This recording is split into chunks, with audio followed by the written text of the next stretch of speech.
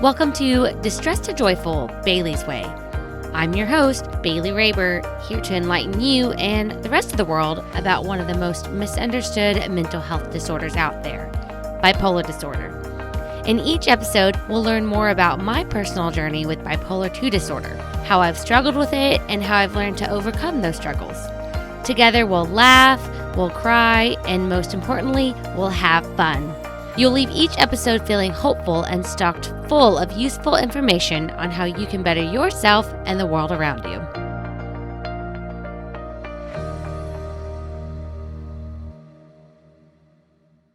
Hello, friends. So I don't have a whole ton of announcements today. I do have something fun to share if you're on YouTube and you can see this cute little strapless outfit I'm wearing. It's actually one of the rompers that I made.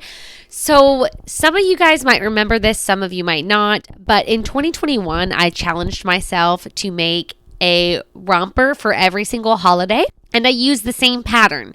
So every single romper started with the same base, and then I tweaked it and made changes and adjustments, and I made a total of 8, I believe. So this is the Be Mine Valentine's Day one. I'm very festive. Actually, fun fact, Monish and I, we both took Duke to a little Valentine's puppy party at a bar right down the street from where we live. It was so much fun. He was a little bit overwhelmed. He was scared of one of the dogs that barked in his face. It was really rude, but he did well. I think, enjoyed it. He's very tired. He's been exhausted. I think that we definitely overstimulated him today, but it was fun. We got to walk him down there. He was wearing one of his Valentine's neckties that I have in my Etsy shop if anybody wants one for their puppy. But yeah. So I'm going to put the link to the year of the romper. That's what I called the little challenge I made up for myself. But I'm going to put that link in today's show notes in case you just want to see what I have made and what I did, but more than just this one Valentine's romper. But speaking of the rompers and creativity, guys, I think that the creativity that I have, I actually think a lot of that comes from my bipolar disorder. If you stop and you look at a lot of the famous artists and musicians and actors, and there's a lot of people around the world who have also struggled with bipolar disorder. Van Gogh was thought to have it. That was before there was a name for this disorder. I believe Selena Gomez has bipolar disorder. Demi Lovato. Whew! I'm pretty positive it's Demi Lovato. Oh my God, I'm shooting myself in the foot here. I'm going to find out who exactly it is and stick it in the show notes. So, whoops. Anyways, but yeah, so that got a little sidetracked. So, again, I don't have many announcements today, so we're going to go ahead and jump into today's episode, which is what I learned about my bipolar disorder while traveling abroad. So I was recently in India. If you've been tuning in, you know I was there for my recent marriage to my husband Monish, who was born and raised in India. And we were there for a total of 6 weeks, minus 5 days in between when we went to Thailand for a little mini honeymoon. But we were gone for a long time. We were away from home for 6 weeks. And I honestly did not prepare myself enough for this. I thought I was better equipped, and I learned that I was wrong. So let me tell you guys about what happened, what I experienced, and what I've learned, and how I will better manage my bipolar disorder on trips moving forward. So most of this is coming from the heart, so if I'm getting a little stuttery or a little sidetracked, I'm sorry. I don't have my handy-dandy list in front of me today. But one of the things that I did not really take into consideration is, so first of all, if you have never been to India and if you don't know much about Indian culture, let me just tell you, it is a whole nother world. India is nothing like the US. Nothing like it. I can't really think about a lot of things that are similar. It's very, very, very different, which is not a bad thing. Not at all. I love India, but The biggest difference is the amount of overstimulation that is happening on a daily basis in that country. It is very loud. It is very smelly. I mean, there's pollution. You can smell your neighbor cooking. Like, everybody has open doors and windows all the time, so you can smell all the things. There is cows that are walking around like stray cats that are pooping everywhere. So you have to be careful not to step in cow shit when you're walking around. That's a true story, true fact. There is just so much to see, so much going on, so much happening. So there's a bunch of visuals, a bunch of sounds, a bunch of smells. Those are the big ones. And also, because it's a very, very overpopulated country, it recently surpassed China with the largest population in the world. That happened in 2022 when I was in India for the first time. It might not still be accurate, but I do know March 2022, we read an article about that. Just leaving that there. But they are very small in size as a country, like the actual space. So it's very, very densely populated. And when you are densely populated, people are used to being shoulder to shoulder and in each other's faces and very close. And that's not at all like how things are in the US, especially after COVID. It's very keep your distance, stay away from me. If somebody accidentally bumps into you, oh, I'm so sorry, especially if you're from the South. Whereas in India, if you're in line, it's like back to back, literally smashed up together. There's no space in between, nothing like that. So again, there's nothing wrong with any of this. This is just how they live over there, which is different from how we live in the US.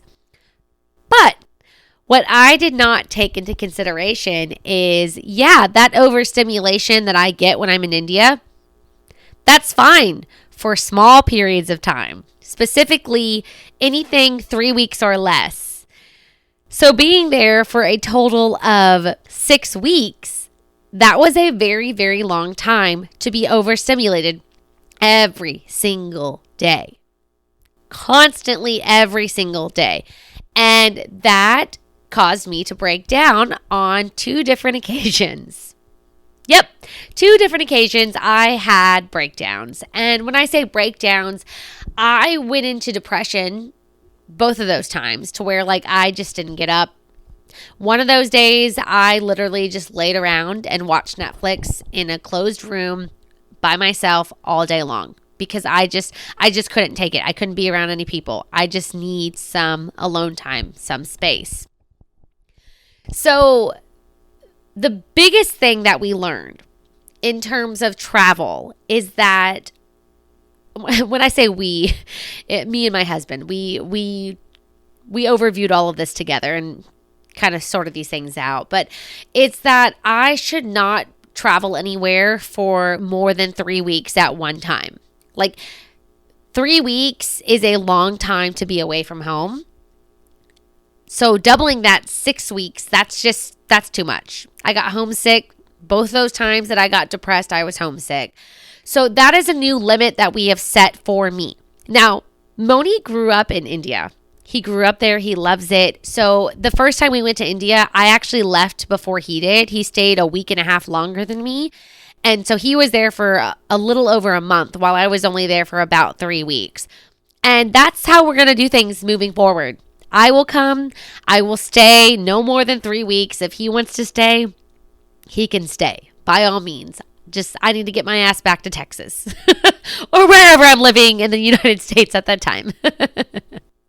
So that is something. But something else that I really also did not even cross my mind, you guys, was the cycles of my episodes. So those of you who also have bipolar disorder, or if you are in close relations to somebody who has it, you may understand that our episodes come in waves. We will have our depressive episodes. We'll start to feel balanced. We'll have our hypomanic episodes. Maybe we'll drop back down to depression and swing back up or go in the middle. Sometimes there's not a rhyme or reason to when they happen. Other times they are triggered. Sometimes they are on a schedule and things will happen specific times of the year. I know that up until recently, the last 3 Thanksgivings, excluding 2023, I got depressed every single time. And that's because I stopped having Thanksgiving with my family of origin in 2020. So depression hit then. It hit in 2022. Oh, sorry, 2021. I can't count. It hit in 2020, 2021, and 2022 like clockwork. The week of Thanksgiving, all 3 of those years. Boom, depression, boom, depression, boom, depression. So this past year, 2023, we made an effort to change things so that it wouldn't happen. And it worked. That's a little sidetracked. So back to episodes. They come and they go and they swing.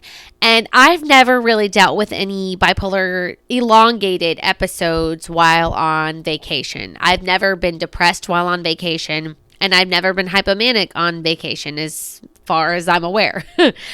But this time, being away from home for 6 whole weeks, being in a new environment for 6 whole weeks, living in another country with no routine for 6 whole weeks. Guys, that was a recipe for bipolar episode to swoop on in and take over. Like that was not great. I didn't even think about that. I didn't think about how not having a routine for 6 weeks was going to fuck with my bipolar disorder. I had no idea. Didn't even cross my mind. And that's part of why this episode is here today. Because here's the thing. I love traveling and I will never stop traveling. I will never, ever, ever allow my bipolar disorder to get in the way of traveling, and you shouldn't either. But there are ways to better prepare and take care of yourself so that you do not get into a hypomanic episode or a depressive episode while you are traveling, especially if you're traveling abroad. This was really not fun to deal with, you guys. Going through a depressive episode in a bed that, yes, it's technically mine because it's my husband's bed that he had growing up that we are now sharing and all of that. But it wasn't the same. I didn't have the comforts that I have when I'm depressed here. When I'm depressed here in the US, my comfort is that couch right over there that I can see that you can't see because it's not on camera. It's that couch. It's that TV. I'm watching Netflix, Hulu, HBO, something. And it's usually involving mac and cheese.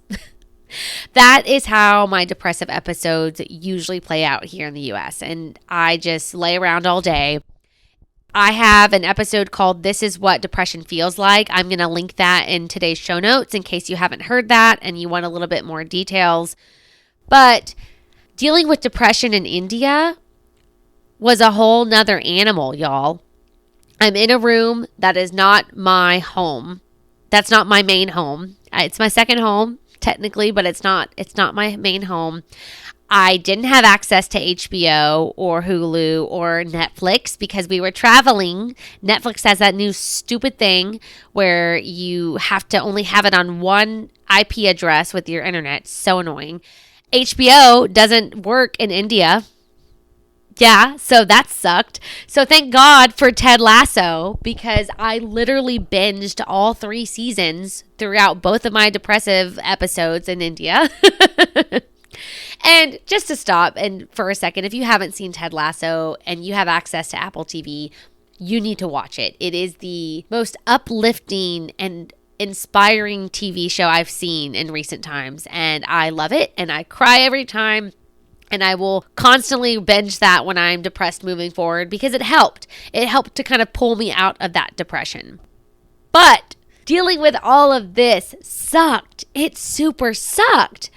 Being depressed in India sucked. I was on what was supposed to have been an extended vacation, and instead I'm locking myself in my husband's childhood room and watching Ted Lasso on my laptop all day long on a very uncomfortable bed, mind you. The beds over there the mattresses are way thinner on a wooden platform. They are not comfortable. So yeah, it sucked. It really sucked. And so Something else that I've come to realize, like, okay, so if I am going to be traveling for 3 weeks, let's say 3 weeks, that's my new max. I'm not going to go more than that.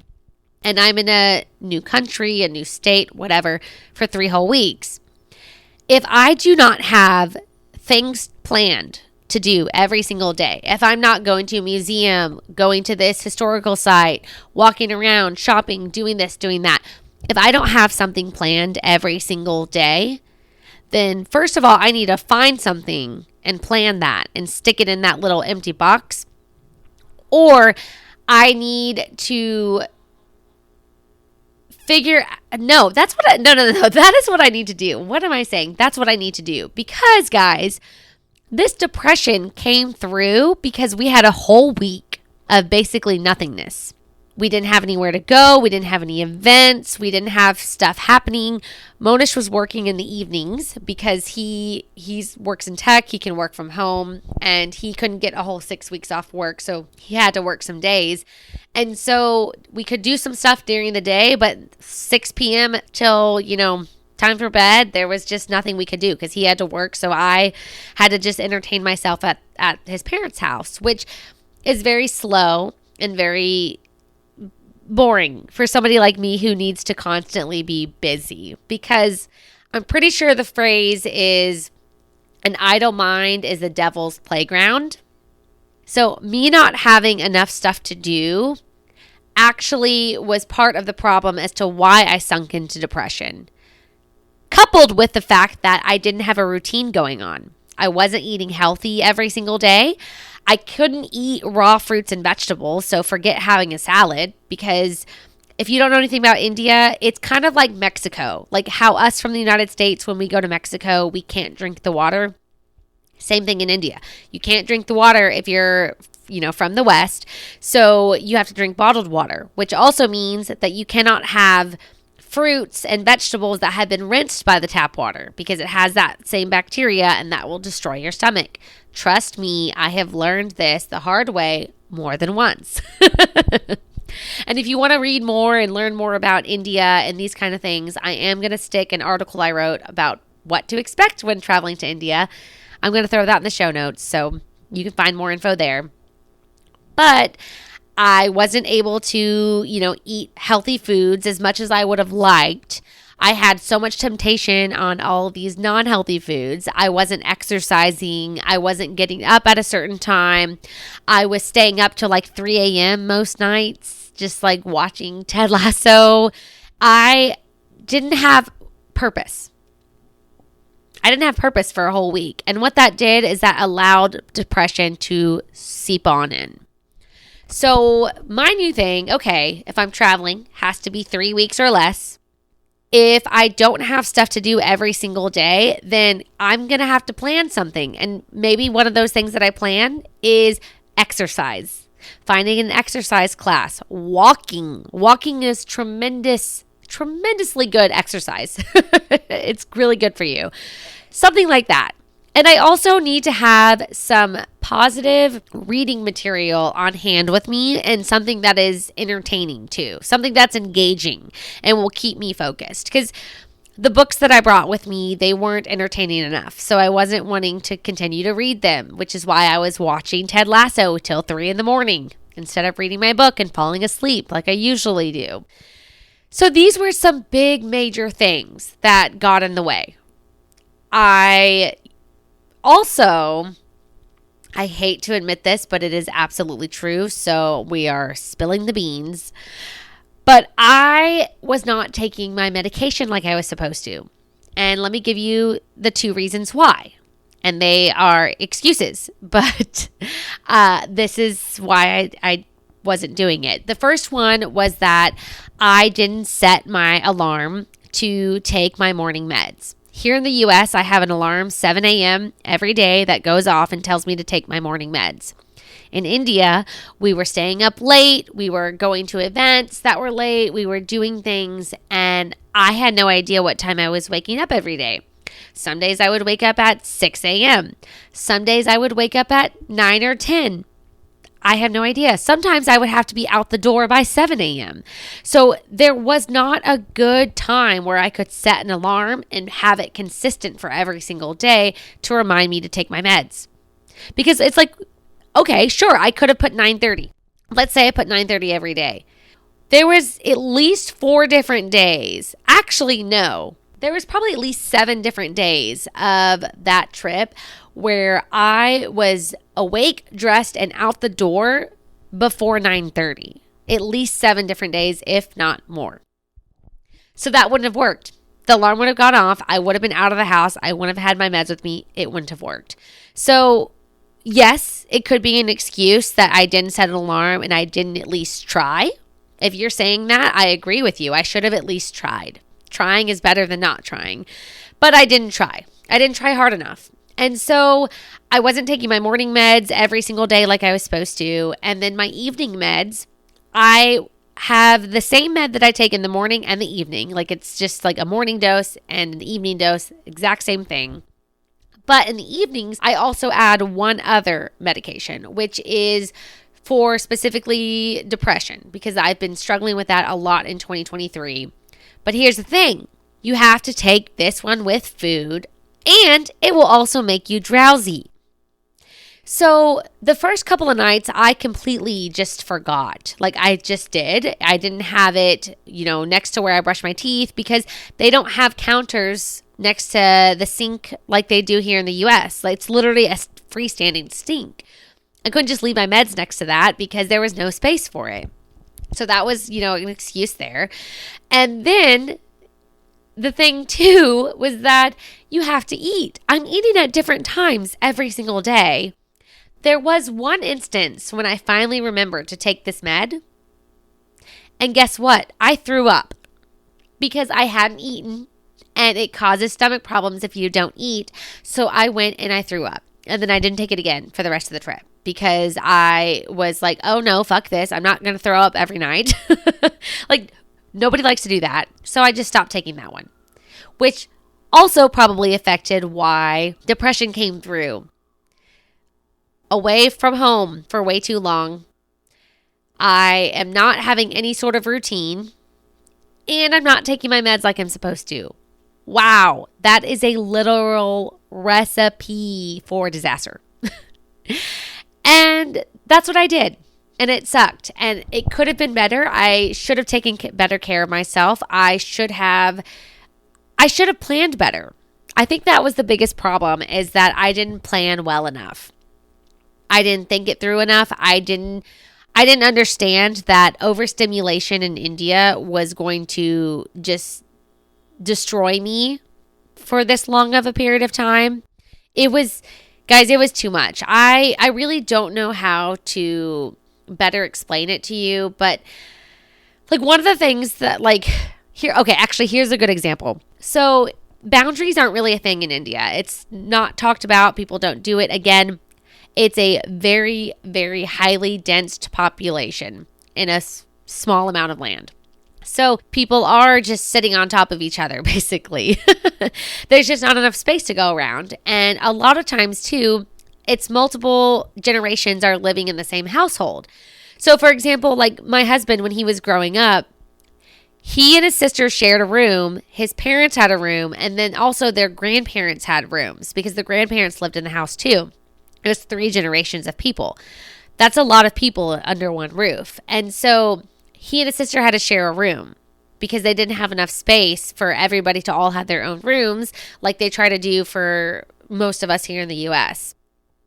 So how can you really have boundaries when you don't even have your own personal space? You never have your own personal space. And to, better explain that, we learned the hard way that if we did not lock the door before going to bed and we were trying to sleep in, if the maid shows up and she's cleaning the house, she doesn't give a shit if you're in there sleeping. She opens the door. Oh, it's not locked. Great. She comes in and she opens the blinds and lets the sun in. She starts sweeping and mopping and doing all the things that she's supposed to do because that's her job. She doesn't care that we're laying in bed asleep. She does not care. That does not bother her whatsoever. But obviously, it would bother us, especially if we were out till 3 in the morning, which happened on multiple occasions with all the weddings and stuff that was happening. So yeah, that's just kind of an explanation of just a lack of boundaries. There was no knocking on the door. No, are you guys in here? It's just, nope, we just barge in and we keep doing what we need to do because that's what we're supposed to do.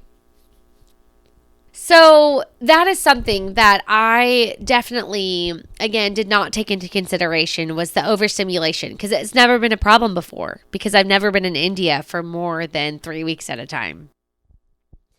So for those of you listening who maybe you want to start traveling, but you haven't, or maybe you're afraid to travel because it's going to mess with your routine, or you're not sure how your bipolar disorder is going to handle it, or maybe you're anxious or whatever. First of all, I want to stop and say that travel is the best education you could ever get. I have heard so many people say that. I will continue to say that. I 1000% agree with that. It opens your mind to the world and how it actually works and how other people live and how to have more empathy and compassion for other types of people. I truly believe that traveling is so important and that we should all be engaging in it. But also, I want to make sure that you understand that your bipolar disorder should not hold you back from traveling. Your mental health should not hold you back from traveling. You are capable of doing these things. You are capable of going out into the world and experiencing it. You are.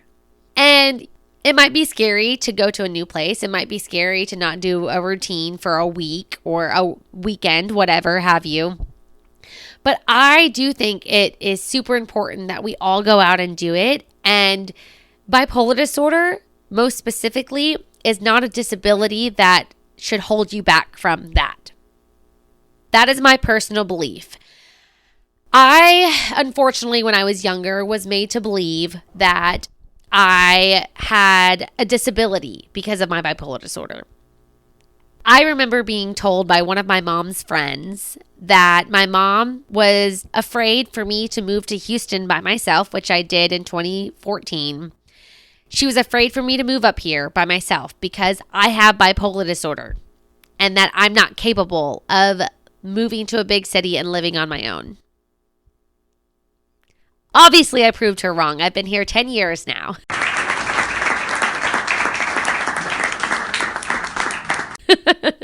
But that's the thing, guys, is that if somebody tries to tell you that you can't do something because you have bipolar disorder, first of all, if they're not a licensed professional, fuck their opinions. Fuck them. Because who is this person here to tell you what you can and can't do? If they are not your doctor giving you medical advice on things, don't listen to them. If you want to go out and do something, if you feel like you are capable of doing it, or if you can figure out how to do it, please do it. Go do what you want to do. Go live your life. Having bipolar disorder should not stop you from doing anything. That's my personal opinion. It should not. I am going to say that how we manage our bipolar disorder is going to affect our lives and the quality of our lives. And actually, that is a great segue into that we are going to talk about that in the next episode. We're going to talk about how to manage bipolar disorder Bailey's way. We're going to talk about how I do it because what works for me might not work for you, but there are some key ingredients that were told to me by my therapist that I know she tells to other people too.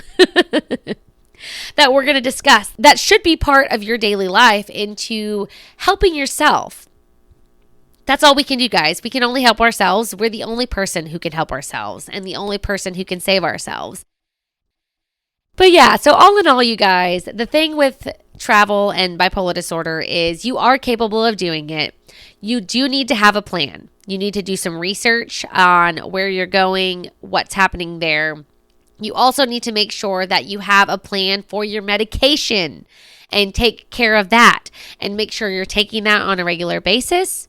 I also would throw in the fact that you should probably check food and make sure you're going to get nutritious, healthy food at least once a day while you're traveling. It can be hard. I understand. There's lots of temptation. And the fifth thing I want to throw out is if you're not walking around all day while you're traveling, find some small way to get in a little bit of exercise, just some walking, something light. It will boost your mood. It's great for you for a million different reasons. And yeah, so that is where I messed up with my most recent travel. And I hope that this was helpful or at least eye-opening to any of you guys tuning in. But until next time, take it easy, stay grateful, and be joyful. Bye.